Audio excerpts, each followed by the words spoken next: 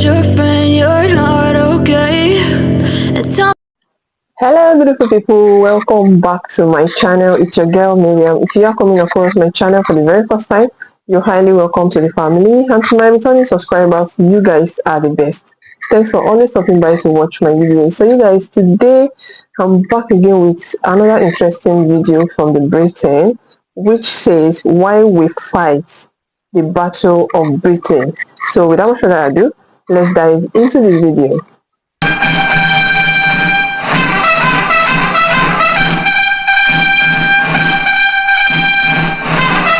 Battle of Britain.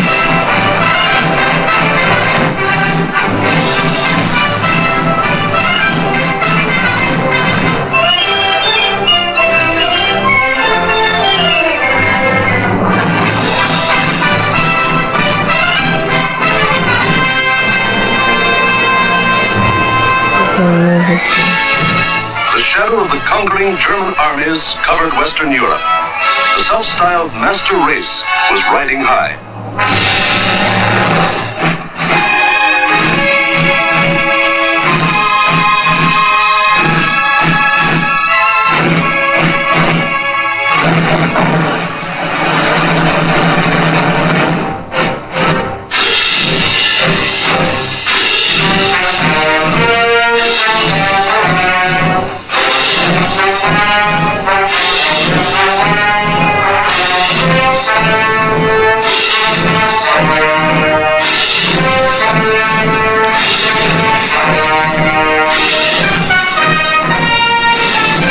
Allies.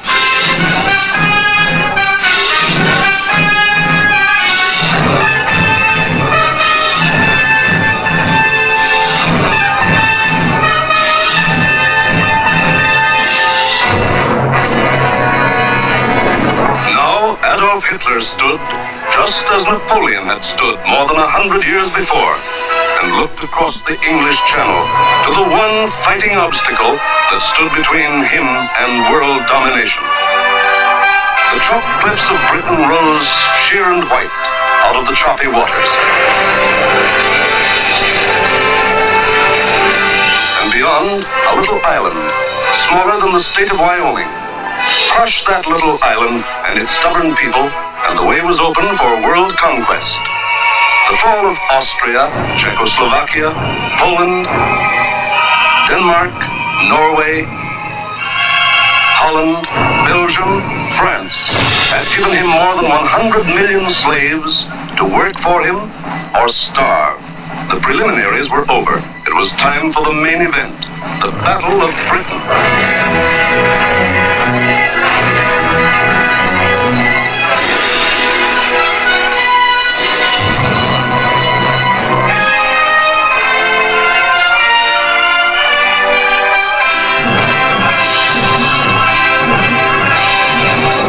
Adolf Hitler.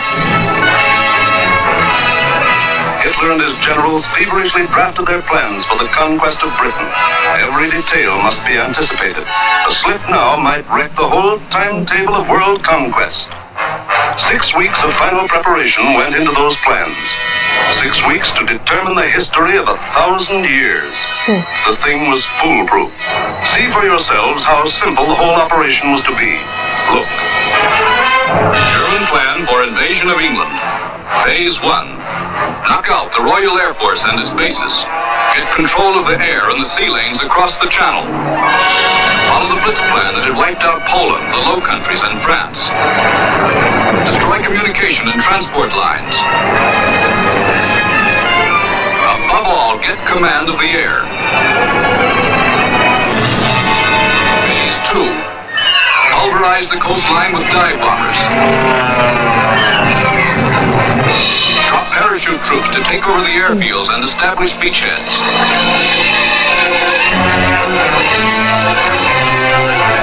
Phase 3. Actual invasion. Pour the German panzer divisions across in high-speed barges under an umbrella protecting fighter planes. Then send spearheads of armed might to divide, surround, destroy all opposition. That's all there was to it.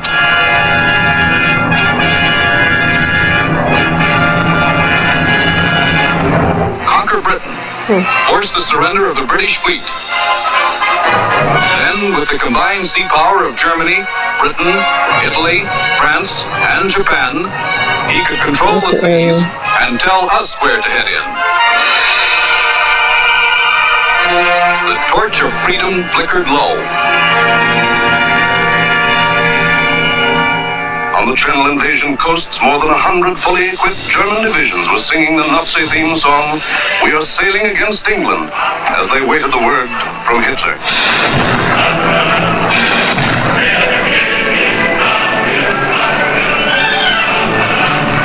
Here, for weeks, all the supplies and weapons of the Nazi war machine had been turned toward Britain.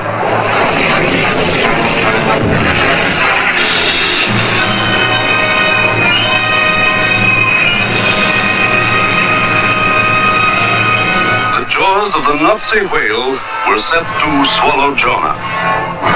And what about Jonah? How was he doing? Well, Britain also had an army, but it was an army dragged from the sea at Dunkirk.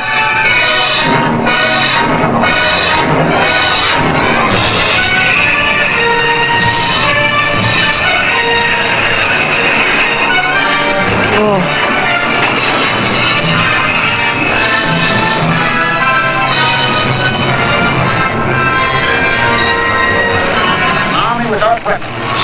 These had been left behind on the roads of France. Tanks, guns, motorized equipment, all abandoned to save the one priceless item, men.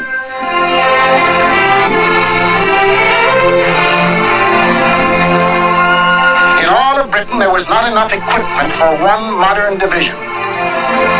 Only one tank for every 1,000 square miles of territory.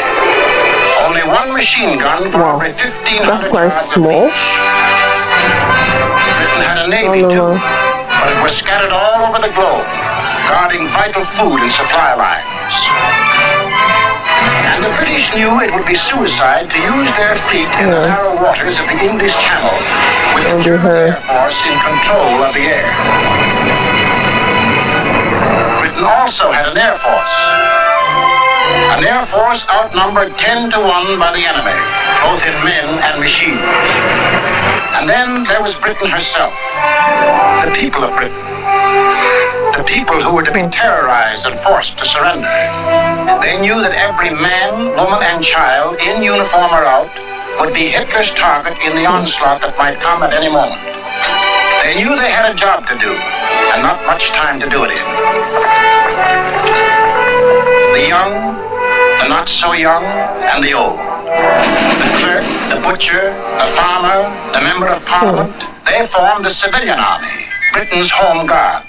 They started from scratch.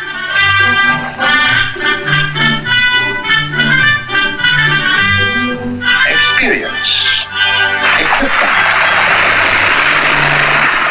supplies, all were scarce. Only one shell to fire at each practice. The women of Britain refused to be left out. We'll enlist too. We'll put up the barrage balloons.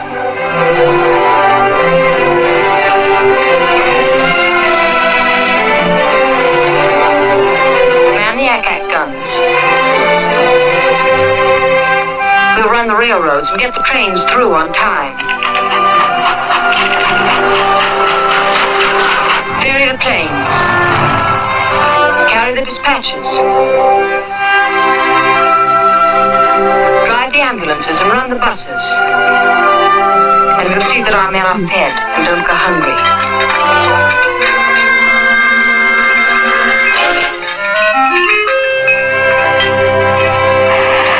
Others work, men and women alike.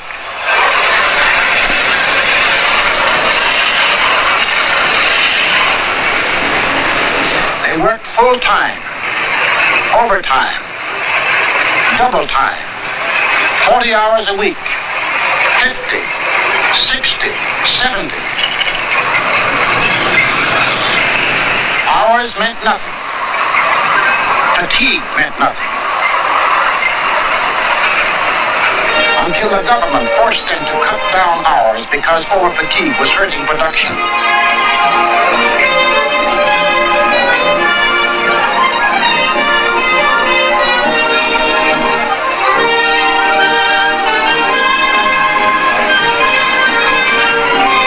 And when they weren't working, the men patrolled the moors for parachutists, blocked the roads, rehearsed invasion defenses.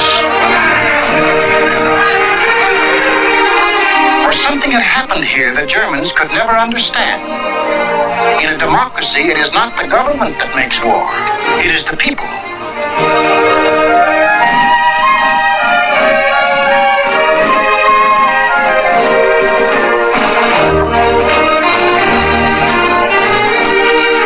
To lead them, the people had chosen Winston Churchill as their prime minister. And he spoke the words in every British heart when he said, We shall defend our island, whatever the cost may be. We shall fight on beaches, landing grounds, in fields, in streets, and on the hills. We shall never surrender. This was Britain in its darkest hour. The people knew they were in for the worst the Nazi mind could invent, yet they didn't panic or run away. They patrolled and waited. They drilled and waited. They worked and waited. Waited for the terror they knew was coming.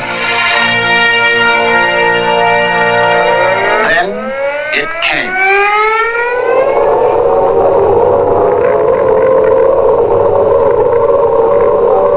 That's the sound that became part of the life of every man, woman, and child in Britain.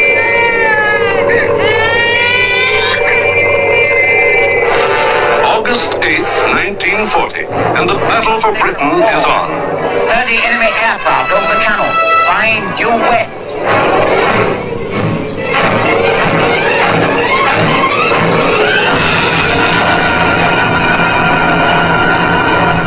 Wow. Here comes the Luftwaffe. Wow. In dozens of flights, hundreds of planes, bombers, fighters, dive bombers, across that 21 miles of channel, that 8 short minutes of water. Their first tactics were to bomb convoys in the channel. Convoys loaded with food and munitions, bound for the great port of London.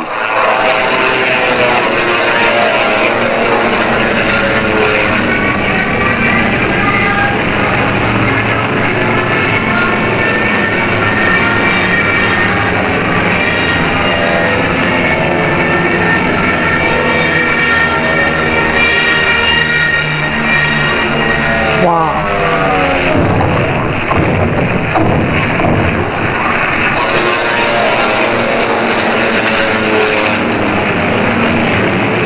Wow.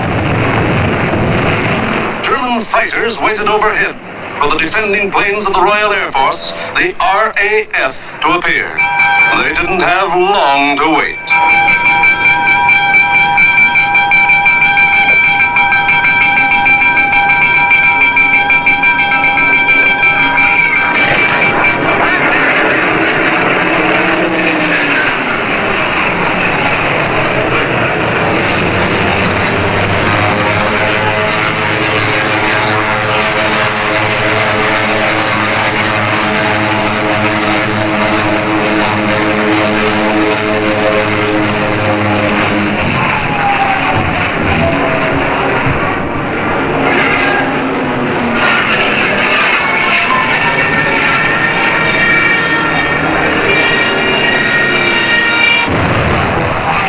RAF came, facing odds of 6, 8, 10 to 1, and dove in, shouting the old hunting cry, tally-ho! Wow. And they were firing.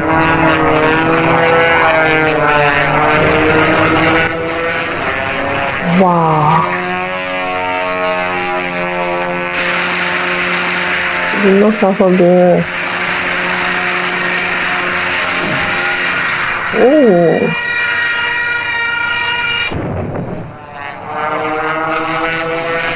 Phase 1 of the Nazi plan called for the RAF to be knocked out of the air. But the men of the RAF hadn't read the Nazi plan. Where they were shooting, like firing bullets.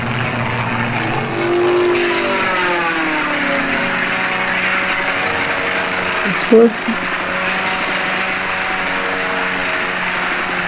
Wow. That was so encouraging.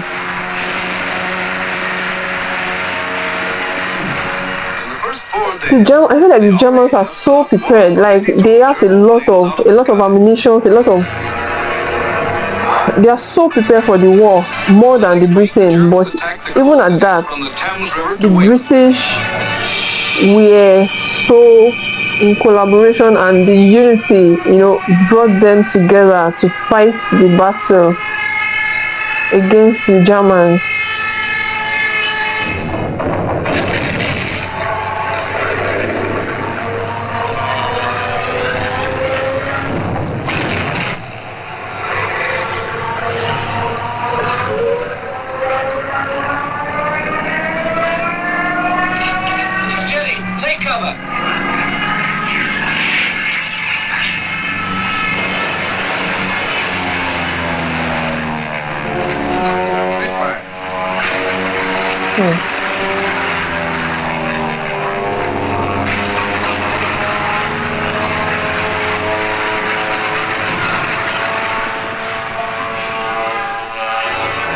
Hitler paid off with 180 more planes.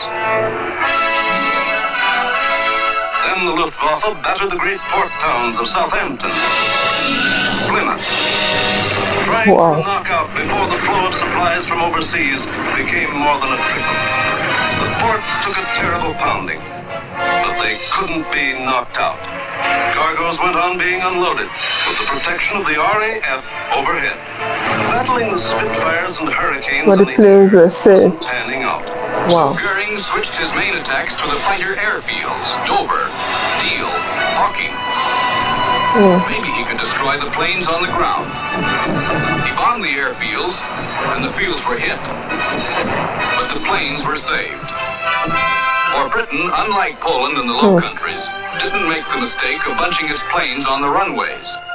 The planes of the RAF were scattered and hidden, only a few on any one field, and those in the far corners. Wow. The Spitfires still went up to meet the enemy. In the first 10 days of the Battle of Britain, Goering launched 26 major attacks to get command of the air, and lost 697 aircraft. The British lost 153, and 60 British pilots bailed out.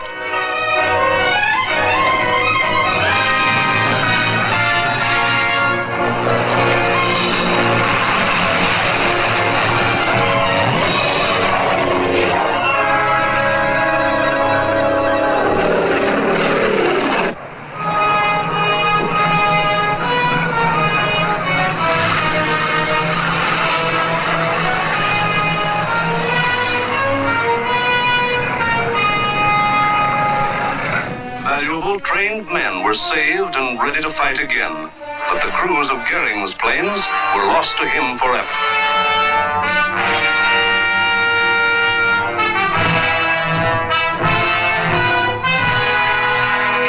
The pace was too hot.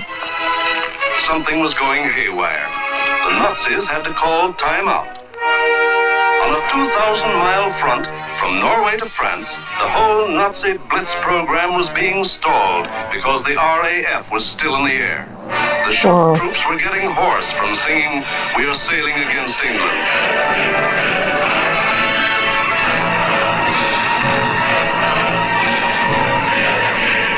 The long-range German guns were getting hot from throwing shells across the channel.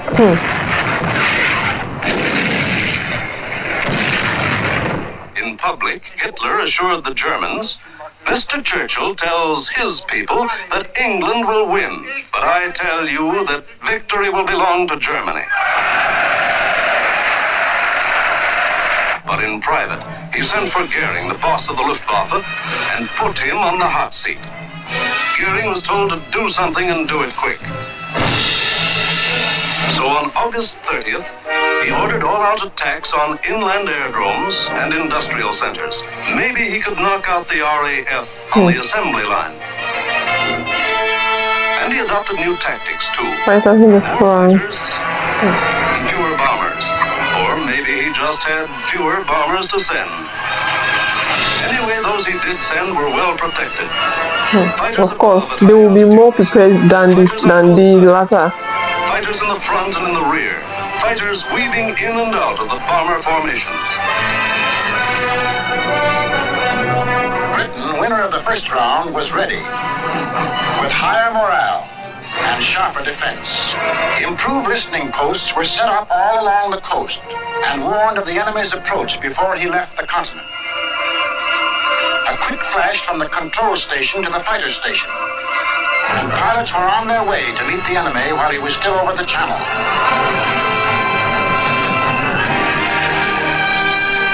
Day after day, out of sight and almost out of sound of the watchers on the cliffs, 4, 5, and 6 miles above, the battles raged over the Dover area.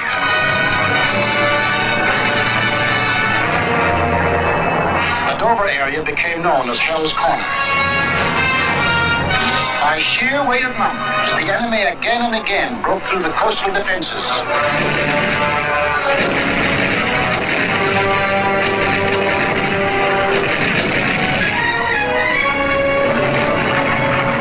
And reached inland to the airdrome.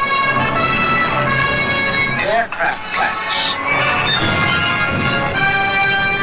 Munition factories and machine shops.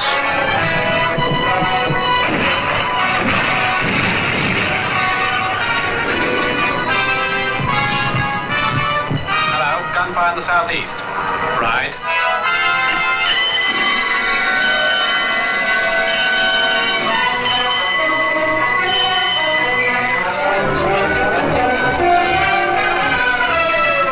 The reason is like to alarm people, right? To alert people.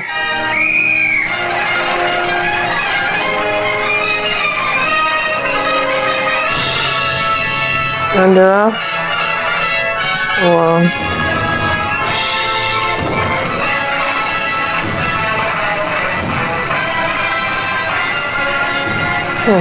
But the workers kept on working. And the RAF kept on flying. These two men with wings, alone in the sky, behind their motors and machine guns, were shooting down more than the Luftwaffe.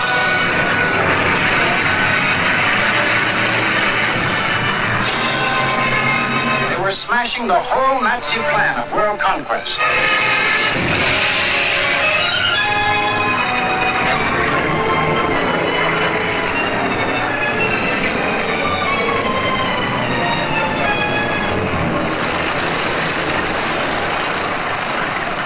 Any claims, Johnny?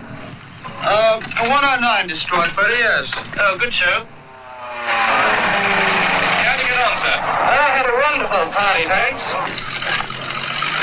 Are you all right? Did you get any of the bladders? Yes, I got a Messerschmitt 109 in Livonia.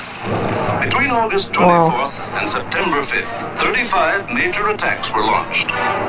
They cost the Germans Indeed, 562 completely haywire. Like the battle from the Germans were not, going as planned for them, and the British in the other way were so ready, and they managed the little they have well enough for them to overcome the battle, and they were able to their losses were not as much as the Germans, and they were able to overcome the battle. And when a country is unified, everybody is fighting for a cause, and the reason is actually unified.